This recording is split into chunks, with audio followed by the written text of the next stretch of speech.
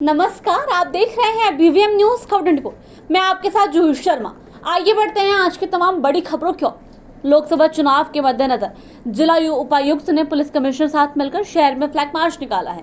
इस दौरान शहर के अलग अलग इलाकों में पुलिस की गाड़ियां सायरन बजाती हुई घूमती हुई नजर आ रही हैं और इस दौरान दोनों अधिकारियों ने कहा कि चुनाव को लेकर तमाम तैयारियां पूरी हो चुकी हैं और फरीदाबाद लोकसभा की जनता को ज्यादा से ज्यादा मतदान के लिए आगे आना चाहिए।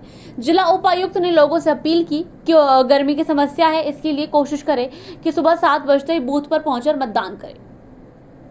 25 तारीख का हमारा चुनाव है, तो 24 से हम पॉलिटिकल जो पोलिंग पार्टीज है उनको भी डिस्पैच करेंगे। तो आज हमने पूरे ज़िले में ही फ्लैग मार्च रखा है। तो शुरू हमने बड़कल से करा, एनआईटी कवर करा, अभी बल्लभगढ़ में है, तो आगे फिर पृथला, तिगांव और फिर इवेंचुअली फरीदाबाद। तो सारी कॉन्स्टिट्यूंसीज हम कवर करेंगे। तो मोस्टली वनरेबल या फिर हमारे जो इससे फील्ड से जो रिपोर्ट आई है कि जहाँ पे कोई इश्यूज़ हैं, तो वो सारे बूथ हम कवर कर रहे हैं।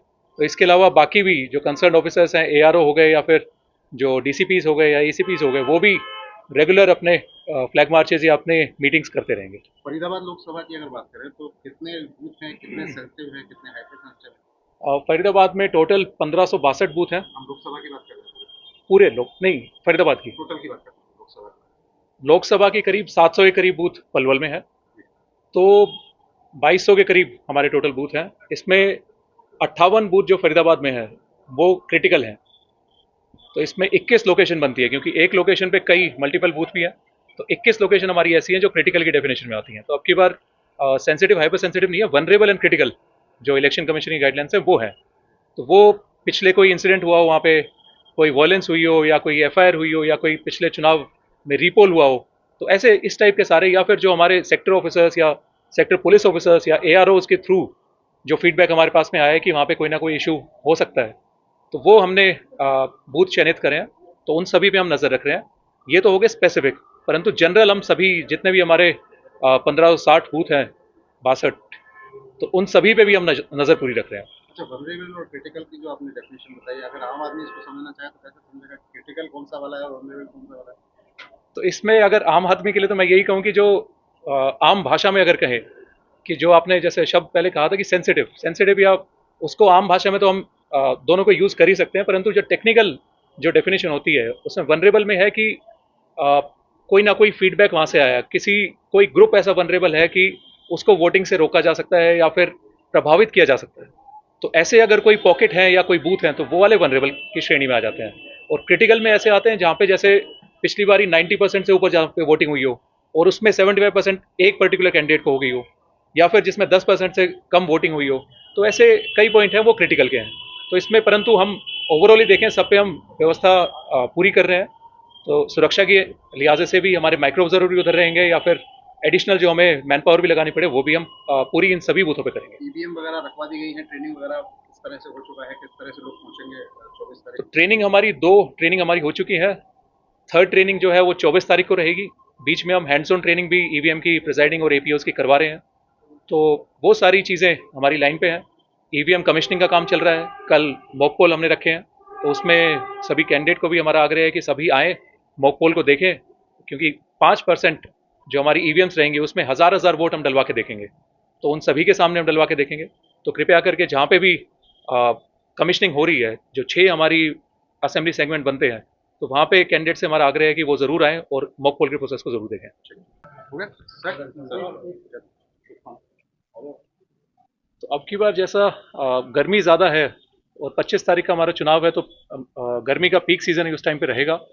तो हमारे द्वारा प्रयास करे गए हैं कि लोगों को कम से कम गर्मी का एहसास हो। तो हमने बैठने की व्यवस्था वहाँ पे करवाई है, शेड की व्यवस्था हर एक बूथ पे करवाई है, पीने के पानी की व्यवस्था करवाई है, और हम कोशिश कर रहे हैं हर बूथ पे कूलर वगैरह की व्यवस्था भी करवाएं। तो लोगों से हमारा आग्रह यही है कि क्योंकि गर्मी ज़्यादा रहेगी तो सुबह के टाइम पे ज़्यादा से ज़्यादा लोग निकल के आएँ। तो जैसे ही पोलिंग शुरू होती है कृपया करके तभी आप वोट डालने आए। इसका वेट मत कीजिएगा कि बाद में जाके वोट डालेंगे। तो इसमें क्योंकि गर्मी भी ज़्यादा है और फिर इवेंचुअली बाद में अगर भीड़ भी हो जाती है तब भी इश्यूज़ रहते हैं।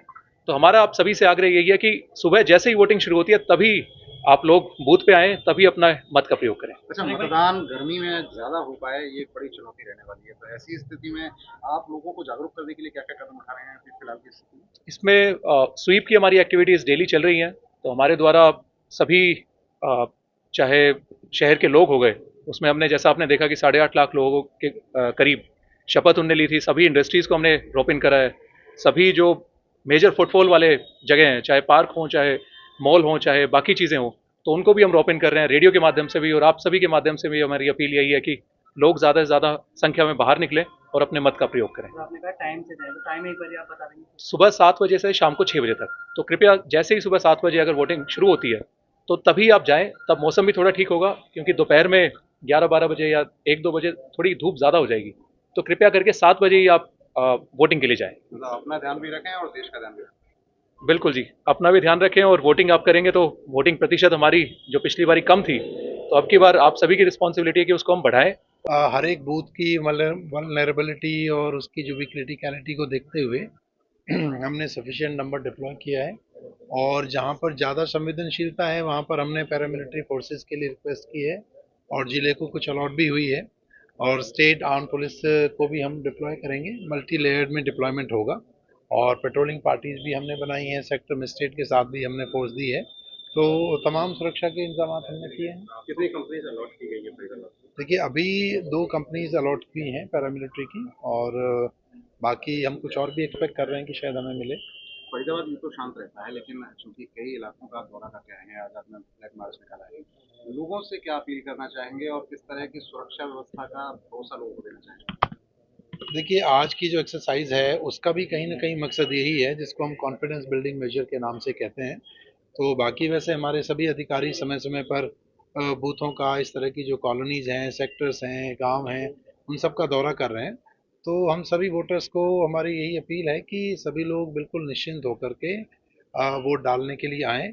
सुरक्षा के पूरे पुख्ता इंतजामात हैं, किसी भी तरह की उनको दिक्कत परेशानी नहीं होगी। प्रशासन की तरफ से न केवल उनको फैसिलिटेट करने के लिए पूरी व्यवस्था है, पूरी लाइनअप वहाँ उनको बनाई जाएगी, बूथ के उनको वोटर्स को पर्चियाँ घर घर पहुँचाई